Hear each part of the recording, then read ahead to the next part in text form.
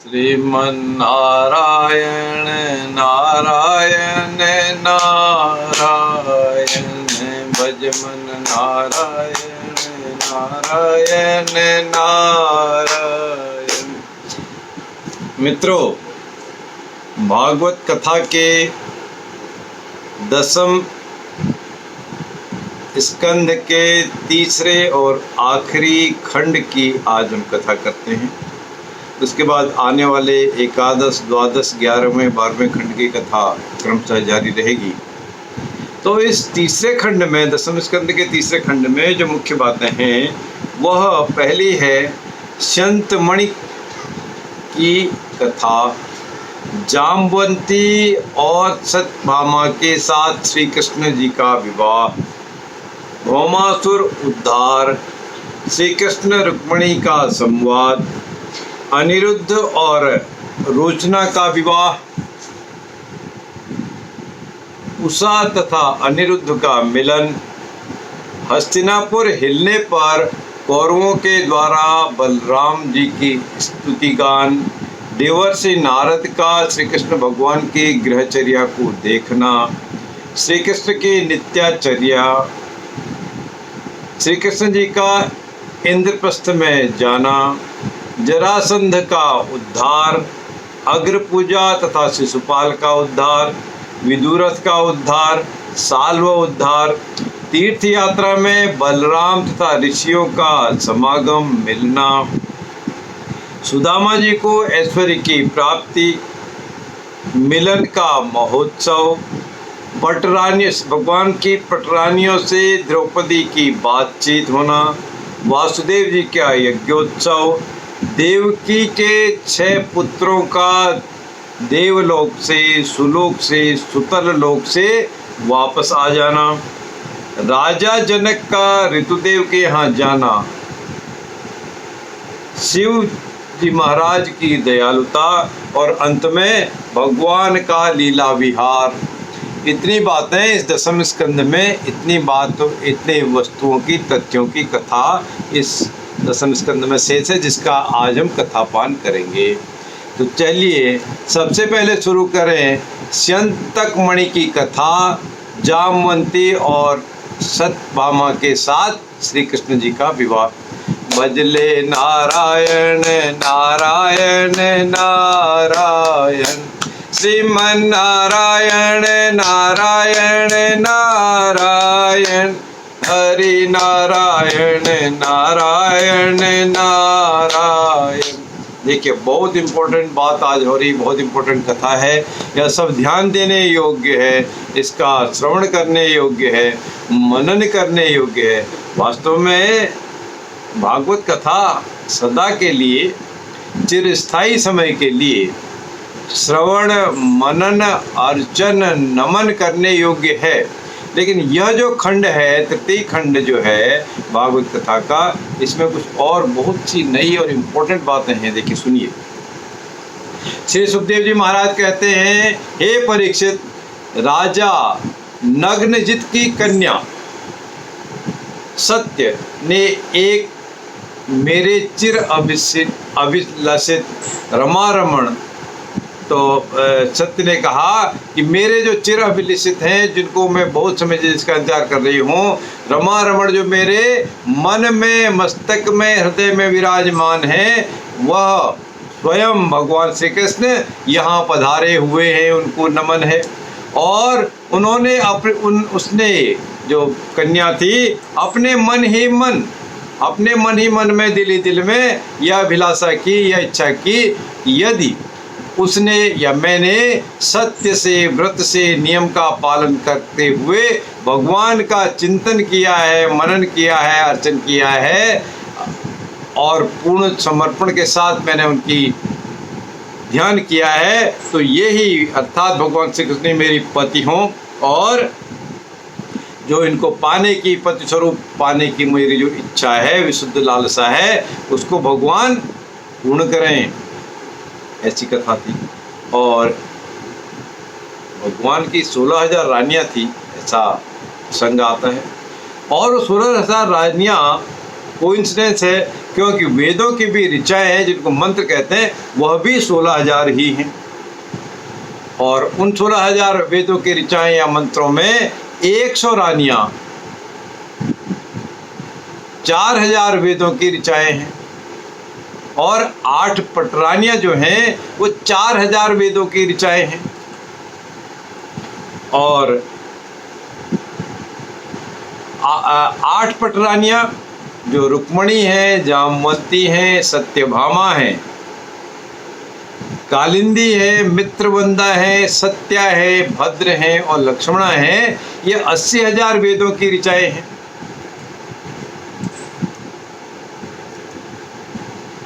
इसलिए ये सब क्रमशः उपासना, ज्ञान और सेना का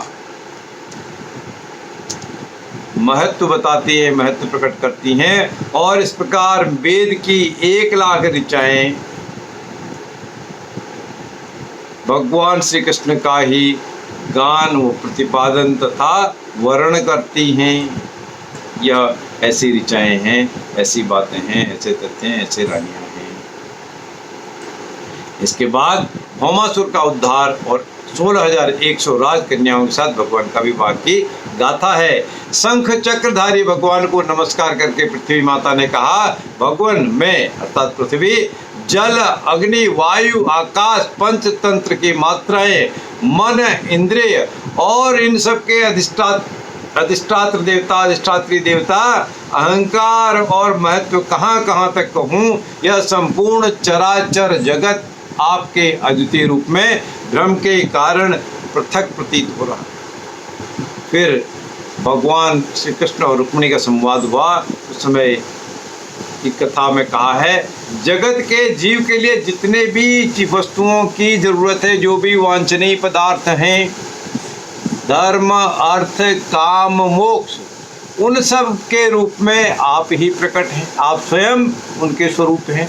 आप जैसा चाहें वैसा उनका धर्म होगा, अर्थ होगा, काम होगा और मोक्ष की भावना होगी। और आप ही समस्त वृत्तियों, प्रवृत्तियों, साधनों, सिद्धियों और साध्यों के फलस्वरूप भी हैं, परिणाम भी है, परिमाण भी है। इसलिए विचारशील पुरुष, जो विद्वान पुरुष हैं, आपको प्राप्त करने के लिए, सद्गति प्राप्त करने के लिए, आपकी छाया का अनुसरण करने के लिए, आपका आशीर्वाद प्राप्त करने के लिए सब कुछ छोड़ देते हैं। हे भगवान, हे परमेश्वर, आप विवेकी पुरुषों का आप साथ देते हैं और उनको घनिष्ठता देते हैं, उनसे आप मित्रता करते हैं, उनको आशीर्वाद देते हैं, उनसे प्यार करते हैं। और आगे फिर भगवान कहते हैं, दाम्पत्य जीवन को ही परमार्थ मानने वाला नहीं है। भगवान कहते हैं, मैं तो दाम्पत्य जीवन को ही परमार्थ नहीं मानता, मैं अकिंचन हूँ। अकिंचन अनायास ही मुझसे प्रेम करते हैं। जो गरीब लोग हैं, बेसहाय हैं, वही मेरे से प्रेम करते हैं। जो धनी मानी हैं, जो घमंडी हैं, वो प्यार नहीं करते, प्रेम नहीं करते। मैं उनसे स्वयं भी दूर रहता हूँ, दूर रहना चाहता हूँ। और फिर कहते हैं, मुझ जैसे व्यक्ति को आपने पति के रूप में क्यों स्वीकार किया? जब भगवान ने यह रुक्मिणी से पूछा, तब रुक्मिणी ने इसके उत्तर में कहा कि आप तो स्वयं धर्म, अर्थ, काम, मोक्ष के प्रतीक हैं। आप वृत्ति, प्रवृत्ति, साधन, सिद्ध, साध्य सबके फलस्वरूप हैं। इसलिए आपके अलावा और किसी को पति की रूप कामना मैं कैसे कर सकती थी? फिर भगवान की संतति का वर्णन तथा अनिरुद्ध की रोचना और विवाह का उत्सव है। सुखदेव जी कहते हैं, हे परीक्षित, ब्रह्मा आदि बड़े बड़े देवता भी भगवान के वास्तविक स्वरूप को या उनके प्राप्त करने की मार्ग को पूर्ण रूप से नहीं जानते। कुछ तो जानते हैं, पूर्ण रूप से नहीं जानते, क्योंकि उन्हीं रमा रमण भगवान श्री कृष्ण को उन स्त्रियों ने पति के रूप में प्राप्त किया था। अब नित्य निरंतर उनके प्रेम और आनंद की अभिवृद्धि होती रहती थी और वे प्रेम भरी चितवन, मधुर ध्यान युक्त मुस्कान, नव समागम की लालसा आदि से भगवान की सेवा करती रहती थी। कौन? गोपियाँ जो उनकी पत्नियाँ थी, 16,000 पत्नियाँ थी, उनकी सेवा करती रहती थी। फिर उषा तथा अनिरुद्ध का मिलन हुआ। उस मिलन का संवाद, उस मिलन का जो संदर्भ है उसमें कहा है, वाणासुर भगवान शंकर जी को प्रणाम करके बोला कि हे देवादिदेव महादेव, आप समस्त चराचर जगत के गुरु हैं, ईश्वर हैं, आप ही परम हैं। इसलिए मैं आपको सादर प्रणाम करता हूँ, नमन करता हूँ, साष्टांग प्रणाम करता हूँ। जिन लोगों के मनोरथ अब तक पूरे नहीं हुए उनको पूर्ण करने के लिए केवल आप ही समर्थ हैं, क्योंकि आप ही कल्प वृक्ष हैं और इस कल्प वृक्ष रूप की छाया में भी जो आ जाता है उसके मनोरथ सिद्ध हो जाते हैं, पूर्ण हो जाते हैं। फिर उषा अनिरुद्ध का मिलन हुआ, उसमें मिलन करते हुए कथा है, ज्वर जो बुखार है उसने भगवान श्री कृष्ण से प्रार्थना की, काल, दैव, कर्म, जीव, स्वभाव, सूक्ष्म भूत, शरीर, सूत्रात्मा, प्राण, अहंकार आदि 11 इंद्रियां और पंचभूत, जल थल नभ अरु गगन समीरा, जिन पंचभूतों से हमारा शरीर बना है वह पंचभूत, इन सब का संघात या लिंग रूपी शरीर जो है बीजांकुरण के अनुसार उससे कर्म और कर्म से फिर लिंग शरीर की उत्पत्ति करना, होना, कराना, यह भगवान आपकी ही माया है, यह आपका ही माया का एक रूप है और आप माया के निषेध की परम अवधि हैं। इसलिए मैं आपका शरणागत हूँ, मैं आपके शरण को ग्रहण करता हूँ, मुझे अपने शरण में ले लीजिए। फिर इस उषा और अनिरुद्ध मिलन में भगवान श्री कृष्ण जवाब देते हैं, त्रिशिरा, मैं तुम पर प्रसन्न हूँ, तुम मेरे ज्वर से निर्भय हो जाओ। अब तुमको कोई ज्वर नहीं है, कोई पीड़ा नहीं है, उससे तुम भूल जाओ। संसार में जो भी कोई हम दोनों के संवाद को स्मरण करेगा उससे तुमसे कोई भी कभी भी भय नहीं होगा। यह जवाब भगवान ने उषा को दिया। फिर उषा अनिरुद्ध मिलन में आगे की कथा है, राजा नृग ने कहा, हे प्रभु श्री कृष्ण, हे भगवान, हे परमपिता, मैं अब देवताओं के लोक में जा रहा हूँ, अब आप मुझे आज्ञा दीजिए कि मैं उस लोक में जा सकूँ। आप मुझ पर कृपा ऐसी कीजिए कि मैं चाहे कहीं भी क्यों न रहूं, किसी भी रूप में रहो, लेकिन मेरा मन, मेरा चित्त, मेरा हृदय सदैव आपके चरणों में ही लगा रहे। यही मेरी आपसे विनती है, विनय है, अनुनय है। फिर इसी मिलन के समारोह में यमुना जी बलराम से प्रार्थना करने लगी, हे भगवान, आप तो परम ऐश्वर्यशाली हैं, आपके वास्तविक स्वरूप को न जानने के कारण ही मुझसे यह अपराध हो चुका है। हे स्वरूप भक्त वत्सल, अब मैं आपकी शरण में हूँ, आप कृपा करके मुझे माफ़ कर दें, मेरी भूल चूक को क्षमा कर दें और मुझे जो मैंने पाप कर दिए हैं, गलतियाँ कर दी हैं, उससे मुझे उर्ण कर दें, उससे मुझे मुक्त कर दें।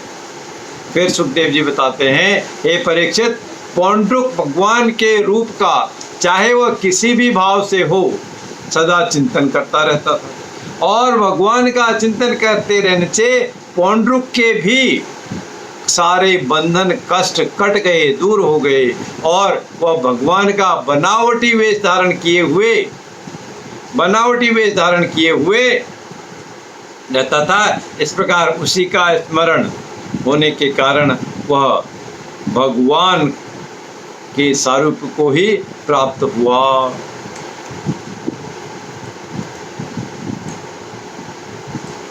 आगे की कथा में सुखदेव जी फिर बताते हैं इसी अनिरुद्ध मिलन में, हे परीक्षित, आंधी आने पर जैसे जल में डोंगी जो घास होती है वह भी हिलने लगती है, डगमगाने लगती है, वैसे ही बड़ी बिजली के गिरने से, बड़े द्वंद्व आ जाने से, भूचाल आ जाने से, कंपायमान धरती के होने से बड़े बड़े वृक्ष और चोटियों से सारा बड़ी बड़ी चोटियों वाला पर्वत भी हिल गया। और यह इसलिए इससे बचने का उपाय भगवान बलराम जैसे महान गुरु की कृपा से सारा द्वंद्व, विविध या संशय मिट जाता है दूर। फिर जब हस्तिनापुर हिलने लगा, हस्तिनापुर में ऊंच नीच होने लगी, हस्तिनापुर में उठापटक होने लगी, हस्तिनापुर में बहुत ही अजीब सी माहौल होने लगी, तब कौरवों के द्वारा बलवान की स्तुति की गई और कौरवों ने बलराम से कहा, हे अनंत हरि, आपके सहस्त्र सहस्त्र सिर हैं, और आप खेल खेल में ही इस भूमंडल को अपने सिर पर रख लेते हैं, रख सकते हैं, लंबे समय तक रख सकते हैं। और जब प्रलय का समय आता है तब आप हमारे जगत को, संसार को अपने भीतर लीन कर लेते हैं, उसको संभाल लेते हैं और केवल आप ही बचे रहकर अपने अद्वितीय रूप में शयन करते हैं। इसलिए हम आपके शरण में हैं, हमको क्षमा कीजिए महाराज, और लक्ष्मण सहित शांब को अपने पास ले लीजिए। फिर देवर्षि नारद जी के द्वारा प्रति घर में भगवान की ग्रहचर्या की दर्शन करते हुए देवर्षि नारद ने कहा, हे भगवान, यह बड़े ही सौभाग्य की बात है कि आज मुझे आपके चरण कमलों के दर्शन हुए हैं। आपके ये चरण कमल संपूर्ण जनता को परम मोक्ष देने में समर्थ हैं। इनकी आशीर्वाद से सबको मोक्ष की प्राप्ति हो जाएगी। जिनके और जिसके ज्ञान की विधा की कोई सीमा नहीं है, वे ब्रह्मा जी का, शंकर का और विष्णु जी का सदा ध्यान करते हैं।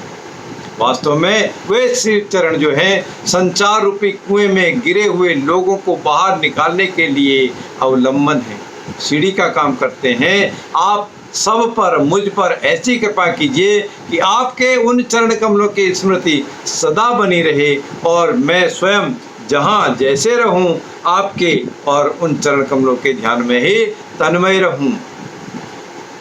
फिर जरासंध के कैदी राजाओं के दूत का आना, भगवान श्री कृष्ण के नित्याचार्य की कथा। श्री सुखदेव जी कहते हैं, हे परीक्षित, इस प्रकार भगवान श्री कृष्ण सब रानियों से अलग अलग विदा होकर एक ही रूप में सुधर्मा सभा में प्रवेश करते और वहां जाकर श्रेष्ठ सिंहासन पर विराज जाते, बैठ जाते, उसको ग्रहण कर लेते और उन भगवान की जो अंगों की कांति थी उससे चारों दिशाएं, चारों तरफ से प्रकाशित होती रहती। उस समय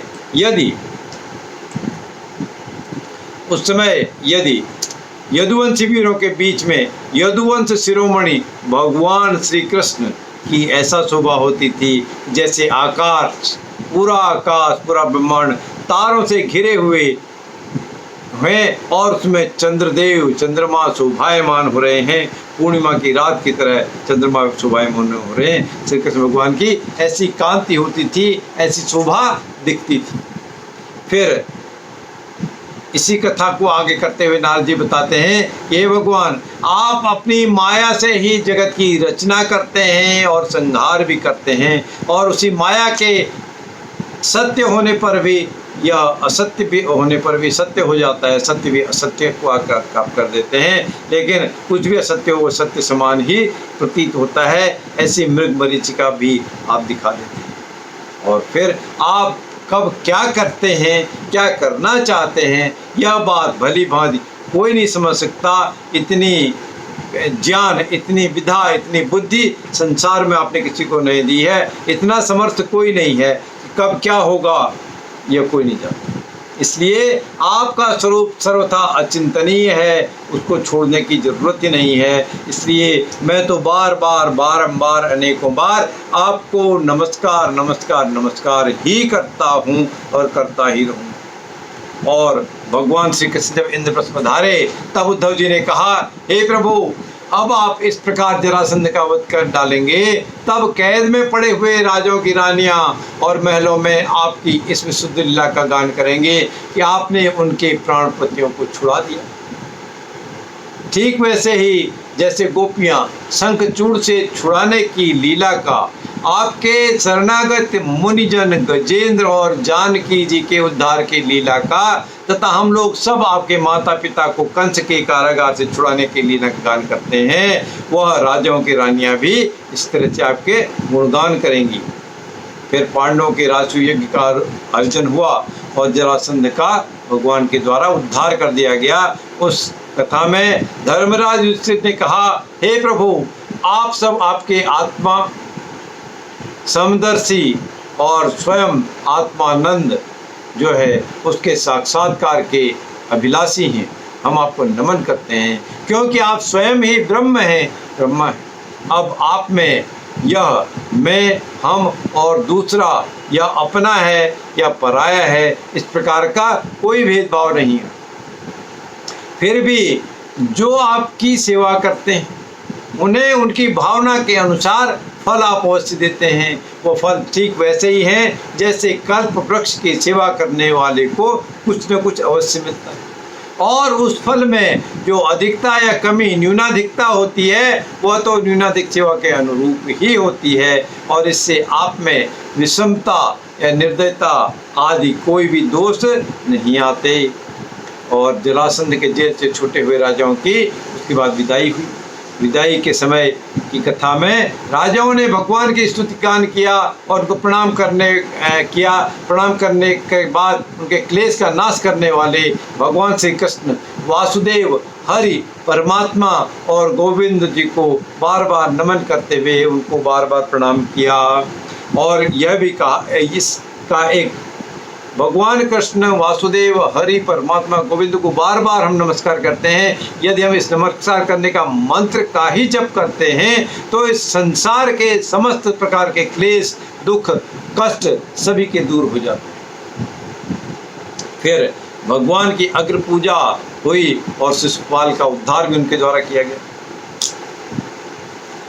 इस की कथा में सभा में अग्र पूजा पर विचार करते हुए सहदेव ने कहा, यदुवंश शिरोमणि भक्त वत्सल भगवान श्री कृष्ण ही सर्वश्रेष्ठ और अग्र पूजा के केवल पात्र हैं। क्योंकि हे सभासदों, मैं कहाँ तक वर्णन करूं भगवान का। भगवान श्री कृष्ण वह एक रस तथा अद्वितीय ब्रह्म है जिसमें सजातीय विजातीय स्वगत भेद नाम का नाम मात्र भी समावेश नहीं है, क्योंकि यह संपूर्ण जगत उन्हीं का स्वरूप है।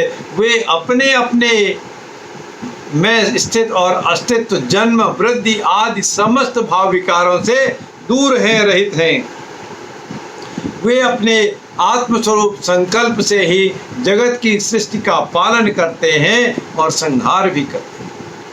और फिर इसी क्रम में शिशुपाल के उद्धार के समय सुखदेव जी कथा बताते हैं, हे परीक्षित, युधिष्ठिर के राजसूय यज्ञ में अर्जुन गुरुओं की सेवा शुश्रूषा करते हैं और भगवान स्वयं श्री कृष्ण आए हुए आतिथ्यों के पांव पखारने का काम करते हैं।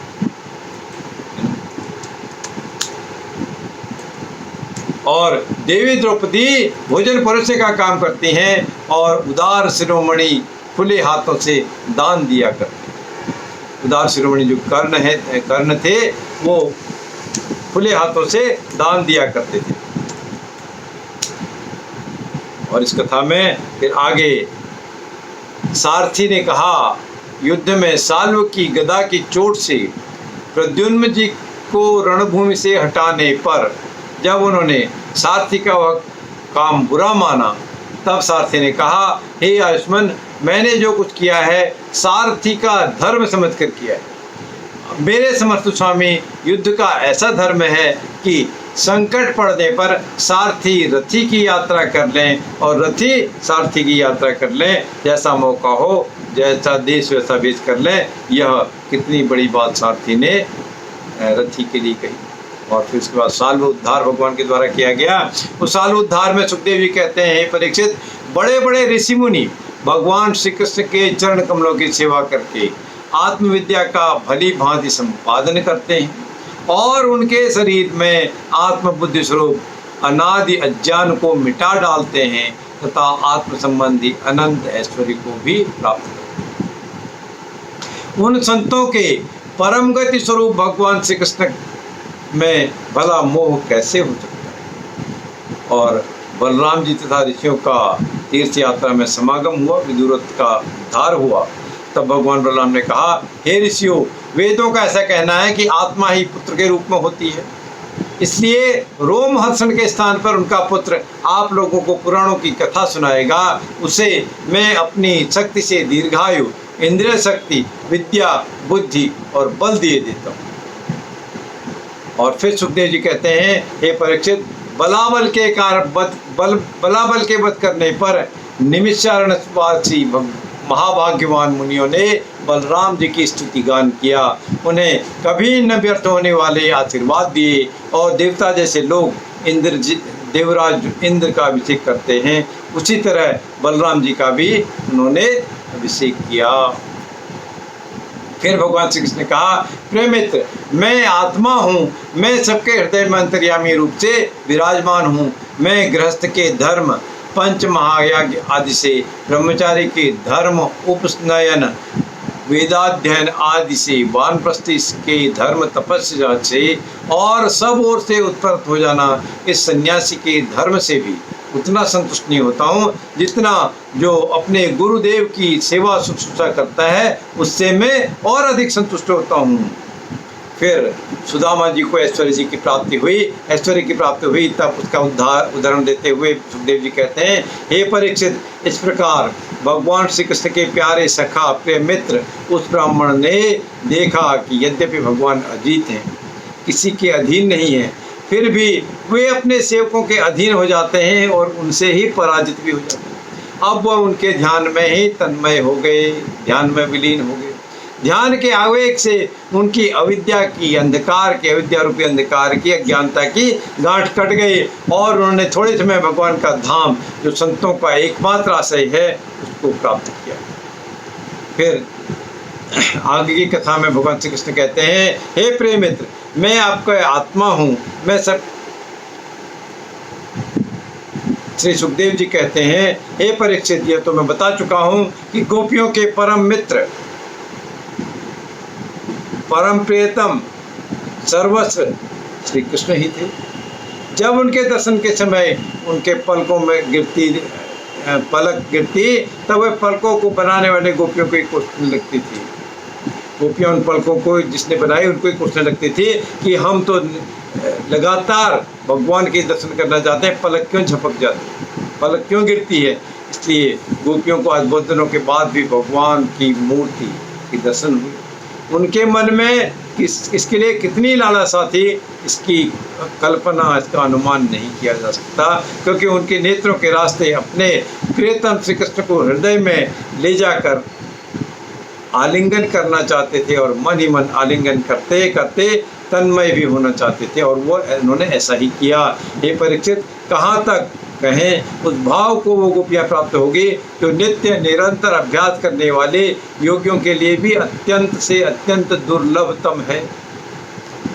फिर भगवान के पटरानियों के साथ द्रौपदी की बातचीत हुई। उस बातचीत के अंश क्या है?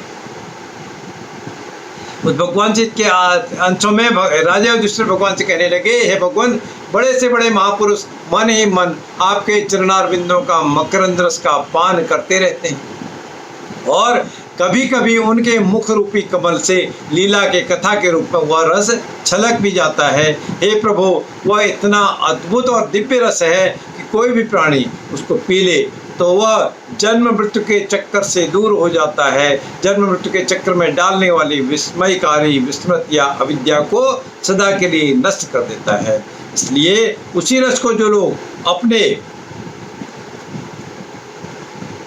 कानों को दोने मानकर, कानों के दोनों में भर भर कर पी लेते हैं, उनसे या उनके लिए उनके अमंगल की आशंका हो ही नहीं सकती। फिर वासुदेव जी का एक उत्सव हुआ।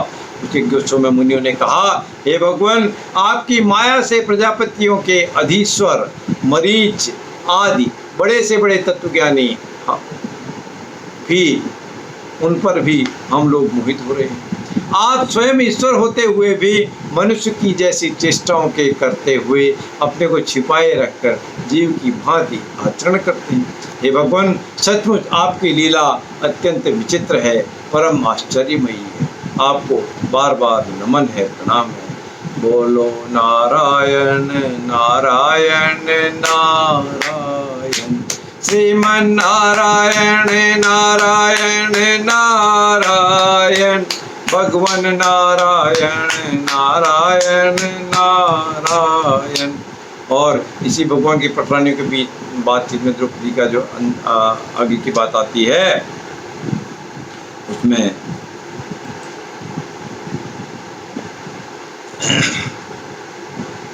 वासुदेव जी कहते हैं कि दीन जनों के हितैषी शरणागत वत्सल, अब मैं तुम्हारे चरण कमलों की शरण में हूँ, क्योंकि वे ही शरणागतों के संचार भय को मिटाने वाले हैं। अब तक इंद्रियों की लोलुपता ने भरमाया, इसी के कारण मैंने मृत्यु के ग्रास्त इस शरीर संसार में आत्मबल, आत्मबुद्धि की प्राप्ति की और तुम में जो परमात्मा हो पुत्र बुद्धि की प्राप्ति की।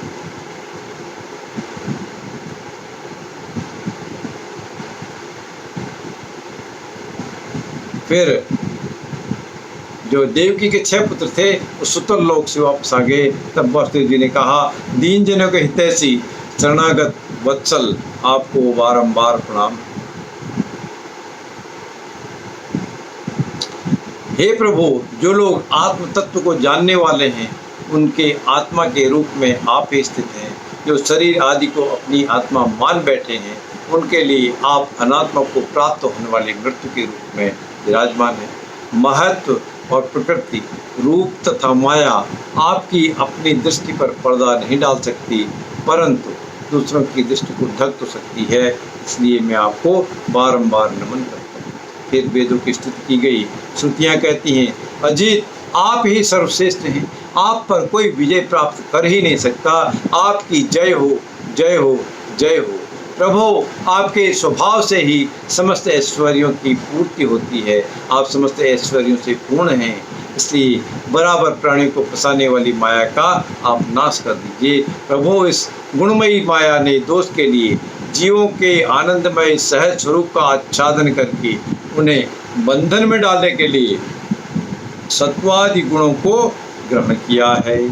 फिर वेदों की स्तुति में आगे कथा है, जगत में जितनी भी साधनाएं हैं, ज्ञान हैं, क्रियाएं हैं, शक्तियां हैं, उन सबको जगाने वाले, बताने वाले, चरितार्थ करने वाले प्रभु केवल आप ही आप हैं। इसलिए आपके मिटाए बिना यह माया मिट नहीं सकती। यद्यपि हम सब आपका स्वरूप का वर्णन करने में असमर्थ हैं, फिर भी कभी जब आप माया के द्वारा जगत को सृष्टि करके सगुण हो जाते हैं, हम पर कृपा कर देते हैं, या उनका निषेध करके स्वरूप स्थित की लीला करते हैं, या अपना सच्चिदानंद स्वरूप श्री विग्रह को आप प्रकट करके क्रीड़ा करते हैं, तभी हम यत्किंचित आपका वर्णन करने में समर्थ होते हैं। और फिर शिव जी की दयालुता का वर्णन श्री सुखदेव जी कहते हैं, परीक्षित, जैसे जगत में कोई दुख वश आत्महत्या करने जाता है तो हम लोग करुणा से उससे बचाने,